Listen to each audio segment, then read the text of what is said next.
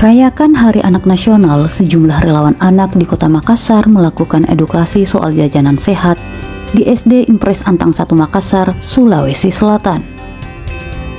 Para relawan mengajak siswa mengenali kandungan gizi sejumlah jajanan yang biasa dijual di lingkungan sekolah, guna meningkatkan pengetahuan siswa dalam memilih jajanan sehat. Usia sekolah merupakan masa tumbuh kembang anak, sehingga pemenuhan nutrisi dan gizi yang cukup perlu menjadi perhatian semua pihak. Menerapkan perilaku hidup sehat dengan mengonsumsi jajanan sehat dapat mengurangi risiko berbagai penyakit kronis seperti jantung, ginjal, dan diabetes. Selain edukasi jajanan sehat, siswa kelas 5 dan 6 juga dibekali pengetahuan tentang pemberian vaksin HPV pada anak perempuan agar terhindar dari kanker serviks. Ada juga edukasi literasi melalui kegiatan nulis bareng sobat, read aloud atau membaca nyaring, dan perpustakaan keliling dari Perpustakaan Provinsi Sulawesi Selatan.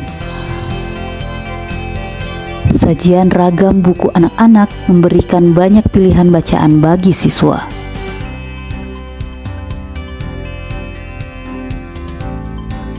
Tak kalah mencuri perhatian adalah keberadaan tokoh kartun Power Rangers yang menjadi rebutan anak-anak untuk diajak berfoto.